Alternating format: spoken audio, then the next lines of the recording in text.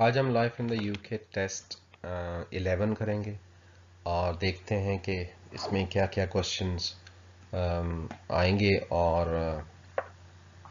آپ لوگوں کا بہت شکریہ کہ آپ لوگ میری ویڈیوز کو بہت شوق سے دیکھتے ہیں، لائک کرتے ہیں، شیئر بھی کرتے ہیں، اور مجھے کامنٹ سے بھی پتہ چلتا ہے کہ آپ اپریشیٹ کرتے ہیں اس کو. سو تھینک یو ویری مچ. چلیں ہم ٹیسٹ کی طرف چلتے ہیں. ہمیشہ کی طرح سب سے پہلے جو موسٹ امپورٹنٹ چیزیں ہیں وہ ہم ڈسکس کرتے ہیں. جن لوگوں کو ابھی صحیح پتہ نہیں ہے یا فرسٹ ٹائم یہ والی ویڈیو دیکھ رہے ہیں تو انہیں یہ پتہ چل جانا چاہیے کہ یہ جو ٹیسٹ ہے یہ کمپیوٹر بیس ٹیسٹ ہوتا ہے. آن لائن آپ اس کی بکنگ کرتے ہیں، آپ کو ایک ٹیسٹ سینٹر الاٹ ہوتا ہے، وہاں جا کے آپ پھر ٹیسٹ دیتے ہیں. سارا کچھ آلریڈی سیٹ ہوا ہوتا ہے، آپ کا ٹیسٹ بالکل آلموسٹ ریڈی حالت میں ہوتا ہے. آپ جا کے سٹارٹ کرتے ہیں اور ٹائم شروع ہو جاتا ہے. ٹھیک ہے، 24 کوشچن ہے ٹوٹل، اور آپ کو اس میں سے 18 کوشچنس کے آنسر بالکل ٹھیک دینے ہوتے ہیں تاکہ آپ پاس ہو جائیں. اور آپ کے پاس 45 منٹس کا ٹائم ہوتا ہے. یہ سارے کے سارے جو کوشچنز ہیں یہ لائف ان دا یو کے کی جو بک ہے، اگر آپ نے میری شروع کی ویڈیوز دیکھی ہوں تو لائف ان دا یو کے کی جو بک ہے اس میں 5 چیپٹرز ہیں، ان میں سے ہی آتے ہیں. ٹھیک ہے، تو آئیے ہم اب اس کو دیکھتے ہیں کہ یہ ٹیسٹ میں کوشچن نمبر 1 ہمارے پاس کون سا ہے. سو سب سے پہلے جو ہمارا کوشچن ہے وہ یہ ہے کہ which of the following territories does not belong to Great Britain. ہمارے پاس جو کوشچن ہے وہ یوں کچھ کہتا ہے کہ جو گریٹ برٹن ہے یہ کون سے ایک جگہ کا نام ہے جو کہ گریٹ برٹن میں نہیں آتا. ٹھیک ہے، یہ بہت امپورٹنٹ کوشچن ہے، میں آپ کو بتا دوں. اور یہ ضرور آتا ہے، اکثر ٹیسٹ میں آتا ہے. یہ ضروری نہیں ہے کہ ہر میں آئے، لیکن زیادہ تر یہ آتا ہے کیونکہ یہ بہت بیسک کوشچن ہے اور اس میں بہت سارے لوگ کنفیوز بھی ہو جاتے ہیں. ٹھیک ہے، تو وہ کیسے ہوتے ہیں اب آپ دیکھیں گے. Scotland, Wales, Northern Ireland اور انگلینڈ، یہ وہ 4 کنٹریز ہیں جو ملا کے ذرا ساتھ ساتھ دیکھتے جائیں، جو ملا کے یو کے بناتے ہیں. اوکے، سو میں یہاں پہ لکھ دیتا ہوں کہ یو کے اندر 4 کنٹریز ہوتے ہیں.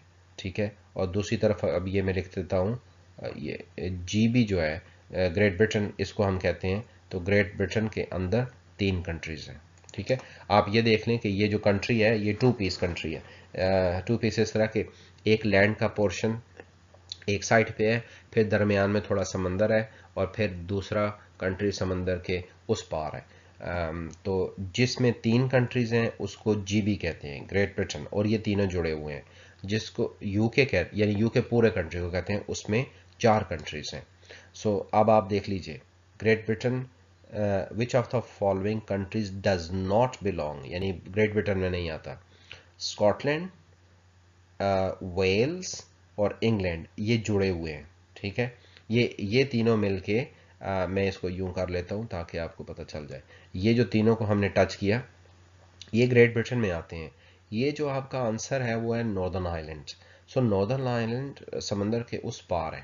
اگر لیٹ سے میں دیکھیں تھوڑا سا میں یہ رف سا نقشہ بنا لیتا ہوں، لیکن یہ بالکل ٹھیک نہ سمجھیں اس کو یہ نقشہ، اور آپ کل کہیں کہ ٹیچر نے نقشہ ہی غلط بنا دیا. سو یہ آپ کو سمجھانے کے لیے. ٹھیک ہے، یہ دیکھیں نا، اس میں یہ ہم یوں کر لیتے ہیں، یہ ہے اسکاٹ لینڈ، یہ ہے انگلینڈ، اور یہ چھوٹا سا ویلز ہے. سو یہ دیکھیں یہ تینوں ایک جڑے ہوئے ہیں یہ کنٹریز. سو یہ جو ایک پیس ہے Scotland, Wales and England, اس کو ملا کر جی بی کہتے ہیں، گریٹ برٹن کہتے ہیں. اب یہ دیکھیں یہ درمیان میں سمندر ہے، سمندر کے اس پار ناردرن آئرلینڈ ہے. ٹھیک ہے، یہ الگ ہے. تو یہ گریٹ برٹن کا حصہ نہیں ہے، لیکن جب ہم ان ساروں کو ملا کر ایک کنٹری سمجھتے ہیں تو وہ یو کے ہوتا ہے. یو کے میں 4 کنٹریز ہیں. سو آپ سمپل سا اس کو سمجھ، اس میں 2 کوشچن آپ نے کور کر لیے، بلکہ کتنے ہی سارے کوشچن کور کر لیے. کبھی کبھی کوشچن آتا ہے کہ یو کے اندر کتنے کنٹریز ہیں، 4 3 2 1، تو 4 کنٹریز یو کے میں ہیں. گریٹ برٹن کے اندر 3 کنٹریز ہیں. یہ آپ کو اچھی طرح سے یاد رہے گا. نیکسٹ کوشچن ہے who was the first Briton to win Tour de France. Tour de France جو ہے یا ٹور ڈا فرانس جیسے بھی آپ بولیں، فرینچ میں ہے. سو یہ جو ریس ہے یہ سائیکل کی ریس ہے، بائی سائیکل کی ریس ہے. یہ سب سے پہلے وہ یعنی سب سے پہلے کون سے برٹش آدمی نے اس کو جیتا؟ سر کرس روئے ہے یا بریڈلی ویگنز ہے یا اینڈی مرے ہے یا اسٹیو ریڈ گریو ہے؟ سو کریکٹ آنسر ہے بریڈلی ویگنز.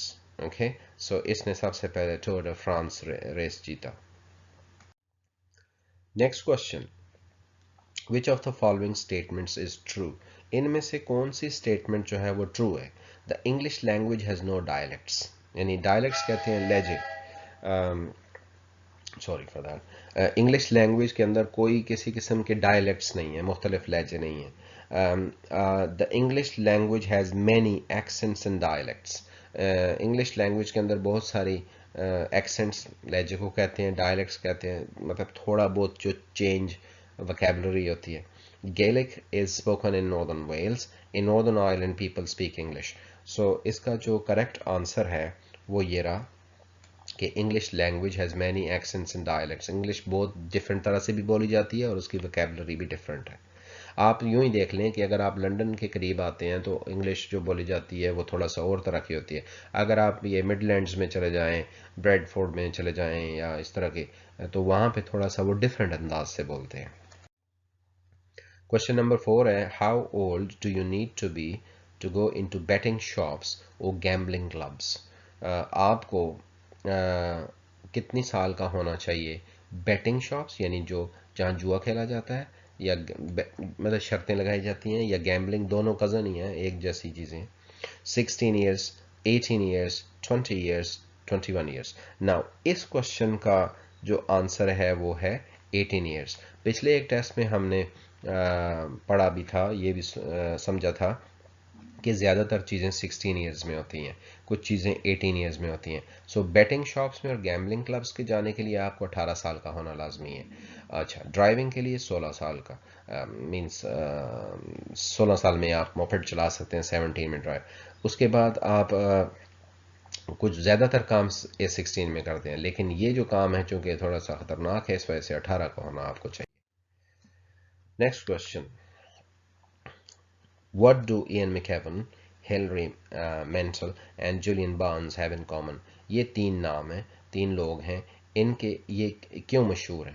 کیا چیز ہے ان میں جو کامن ہے؟ کیا ایسا کام کیا کہ جو یہ تینوں اکٹھے یہاں پہ آ گئے؟ They are British sports players, یہ کھلاڑی ہیں. They were awarded with the Man Booker Prize for fiction, یہ لکھاری ہیں، لکھنے والے ہیں جن کو ان کی بکس کی وجہ سے مین بکر پرائز ملا. They won a Nobel prize in literature, انہوں نے نوبیل پرائز جیتا. یا they were awarded the Mercury music prize. So یہ آنسر جو ہے ہمارا اس کا وہ نمبر یہ والا 2 والا آپشن جو ہے، یہ سارے لوگ رائٹرز ہیں اور ان کو مین بکر پرائز ملا ہے. In Northern Ireland, members of the Legislative Assembly are elected on the basis of جو ناردرن آئرلینڈ کی اسمبلی ہے اس میں جو لوگ الیکٹ ہوتے ہیں وہ کیسے ہوتے ہیں؟ پروپورشنل ریپرزنٹیشن ہے یا پرسنل اچیومنٹس ہے، first pass the post system ہے یا انسٹنٹ رن آف ہے؟ تو پروپورشنل ریپرزنٹیشن ہے. پروپورشنل ریپرزنٹیشن کا مطلب ہوتا ہے جس علاقے کی آبادی جتنی ہوگی اس علاقے سے اتنے ہی ممبرز آئیں گے اس حساب سے.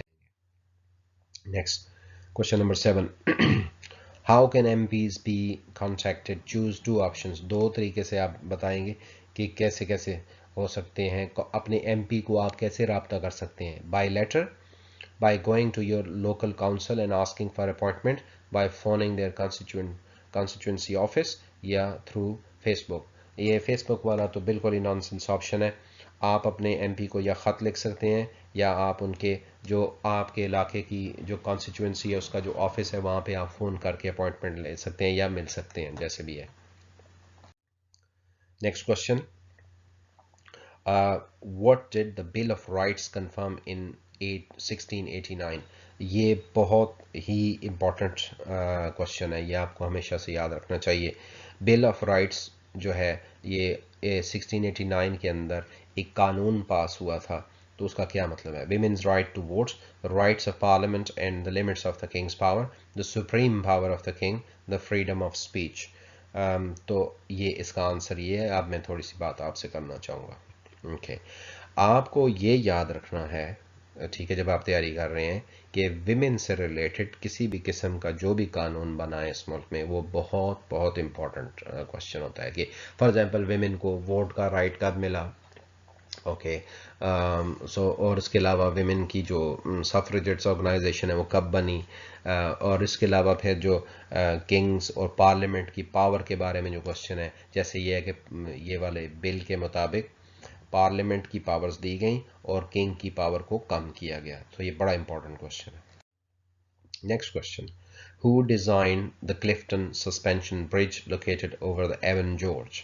اگر آپ کبھی برسٹل چلے جائیں تو وہاں پہ ایک بہت بڑا ہینگنگ برج ہے اور بہت اونچا ہے، ادھر سے گزرتے ہوئے بھی نیچے دیکھ کے ڈر لگ جاتا ہے۔ تو وہ والا جو برج ہے وہ کس نے بنایا، کس نے ڈیزائن کیا؟ سر نورمن فوسٹر نے بنایا، یا ایزنبارڈ کنگڈم برونل نے بنایا، رچرڈ آرکرائٹ، رابرٹ ایڈمز؟ تو اس کا آنسر یہ رہا، ایزنبارڈ کنگڈم برونل، یہ اس نے کلفٹن سسپینشن برج۔ دیکھیں آپ، ہم اس کو یوں یاد کر لیتے ہیں، کلفٹن سسپینشن برج، یہ 3 ورڈز پہ ہے، 1 2 3، اور جو صاحب جنہوں نے بنایا ہے اس کا نام بھی جو ہے نا وہ ایزنبارڈ کنگڈم برونل، یہ 3 ورڈز ہیں۔ یہ جو آپ کہیں گے کہ یہ بھی تو 3 ہے، لیکن سر اس کا نام تو نہیں ہے نا، سر تو اس کا ٹائٹل ہے۔ جو ایکچوئل نیم میں 3 ورڈز آئیں گے بس وہی والا نام آپ کا آنسر ہے۔ نیکسٹ کوشچن ہے، does Britain have a written constitution? کیا برطانیہ کا جو آئین ہے، جس کو قانون کی کتاب کہتے ہیں یا آئین ہے، جیسے ہر ملک کا لکھا ہوا ہوتا ہے، تو کیا برطانیہ کا قانون لکھا ہوا ہے؟ تو آنسر ہے نہیں، برٹش کانسٹیٹیوشن لکھا ہوا نہیں ہے۔ Next question, what was the estimated population of British Empire during the Victorian period؟ جب کوئن وکٹوریا اس ملک پہ راج کرتی تھی تو اس وقت برطانیہ کی پورا وہ برٹش امپائر تھی، وہاں انڈیا تک لے کے اور ادھر سے بھی افریقہ تک، بہت دور تک ان کی حکمرانی تھی۔ کہتے تھے کہ جہاں برطانیہ کی سلطنت پہ کبھی سورج غروب نہیں ہوا۔ تو اس وقت اس کی آبادی کتنی تھی؟ اب یہ سوال ہے۔ more than 300 million people, more than 400 million people, 450 million یا more than 500 million؟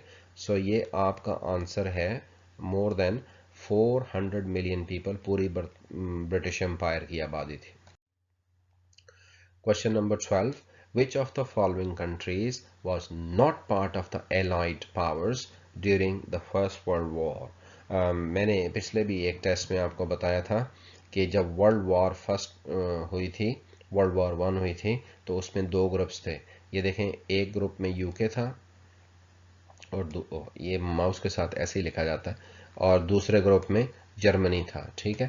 سو دونوں گروپس میں ایک ایک کنٹریز نہیں تھے، انہوں نے ظاہر ہے ان کے ساتھ دوسرے کنٹریز بھی ملے ہوئے تھے، پورا گروپ بنا ہوا تھا۔ سو یہ جو ایلائڈ پاورز تھیں، یا ان کو ایلائز بھی کہتے تھے، تو اس میں کون سا کنٹری نہیں تھا؟ تو یہ آپ نے پہلے بھی اس طرح کا ایک کوشچن کیا، France, Japan, Serbia, Bulgaria. So the correct answer is Bulgaria, یہ ایلائز کے ساتھ نہیں تھا۔ Next question, how many Times have the Olympic games been hosted in the UK؟ Olympic games UK کے اندر کتنی دفعہ منعقد ہوئی ہیں، کتنی دفعہ ہوئی ہیں؟ تو ہمارا جو کریکٹ آنسر ہے وہ ہے 3۔ تو اولمپک گیمز ابھی تک UK میں 3 دفعہ ہو چکی ہیں۔ نیکسٹ کوشچن ہے، when were films first shown publicly in the UK؟ برطانیہ کے اندر پبلکلی فلمز سب سے پہلے کب دکھائی گئیں؟ 1887، 96، 97 یا 86؟ تو یہ اس کا کریکٹ آنسر ہے 1896، یہ سب سے پہلے اس وقت فلمز برطانیہ میں پبلکلی شو کی گئی۔ What is the name of the building where the Welsh government members meet؟ Now یہ بڑا امپورٹنٹ کوشچن ہے، اور اس طرح کے کوشچن آپ کو آئیں گے، ٹھیک ہے۔ اب اس کو ذرا سمجھ لیجئے۔ دیکھیں، 4 کنٹریز ہیں، 4 ان کی اسمبلیز ہیں، جو ظاہر ہے سینٹرل گورنمنٹ ہے وہ تو برٹش پارلیمنٹ ہے نا، تو 4 اسمبلیز ہیں۔ اب ظاہر ہے 4 اسمبلیز کسی نہ کسی جگہ پہ ہیں۔ اب یہ کوشچن یہ ہے کہ جو ویلش گورنمنٹ کی اسمبلی ہے اس کا نام کیا ہے، یا وہ بعض کا نام جس جگہ جو ہوتا ہے وہی اس کا لوکیشن بھی ہوتی ہے. تو اس میں آپ دو چیزیں سمجھ لیں. ویسٹ منسٹر جو ہے وہ یو کے کی جو سینٹرل گورنمنٹ ہے اس کی اسمبلی، جو برٹش پارلیمنٹ جس کو ہم کہتے ہیں. ٹھیک ہے. اسٹورمنٹ جو ہے وہ ناردرن آئرلینڈ کی اسمبلی کو کہتے ہیں. ہالی روڈ جو ہے وہ اسکاٹ لینڈ کی اسمبلی کو کہتے ہیں، اور سینٹ جو ہے وہ ویلز کی اسمبلی کو کہتے ہیں. ہالی روڈ بھی ہے، اسٹورمنٹ اس کا نام ہے. ویسٹ منسٹر اس کو ویسٹ منسٹر بھی کہتے ہیں لیکن جگہ کا نام بھی ہے. ٹھیک ہے. سو ہمارے اس کوشچن کا جو آنسر ہے ویلش گورنمنٹ جو ہے وہ سینٹ میں ملتے ہیں. Next question. Where is the city of south Hampton located? یہ بہت ہی آسان کوشچن ہے، اور کبھی کبھی ایسے کوشچن بھی آ جاتے ہیں کہ ساؤتھ ہیمپٹن کس کنٹری کے اندر ہے. تو اس کا بڑا ہی سمپل آنسر ہے، اور وہ ہے انگلینڈ. کوشچن 17 ہے کہ when did the first world war finish? یہ بڑا امپورٹنٹ کوشچن ہے، یہ آپ کو یاد رکھنا چاہیے. اس میں آپ کو آسانی یہ ہے کہ آپ نے 11 اور 11 کو یاد رکھنا ہے. ٹھیک ہے. یہ ہمارا آنسر ہے 11 AM 11 نومبر 1918. یہ دیکھیں 2 میں 16 لکھا ہوا ہے، تو اس طرف نہیں، 18 میں بند ہوا یہ ورلڈ وار، اور 11 بجے 11 نومبر کو. Florence Nightingale was known for her work on. یہ جو فلورنس نائٹنگیل ایک خاتون تھیں، لیڈی تھیں، تو وہ کس وجہ سے مشہور ہیں؟ ہیومن رائٹس کی وجہ سے، development of nursing in the you کے کی وجہ سے، the development of computer science, the development of manufacture of motor sport technology.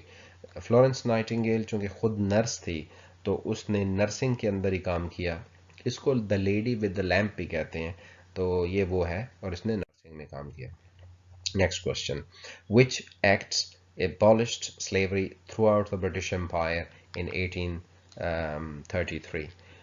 کون سے قانون کے مطابق 1833 میں کون سا قانون بنا جس میں پوری برطانیہ کی امپائر جو تھی، سلطنت برطانیہ کے اندر سے سلیوری، غلامی کا خاتمہ ہو گیا؟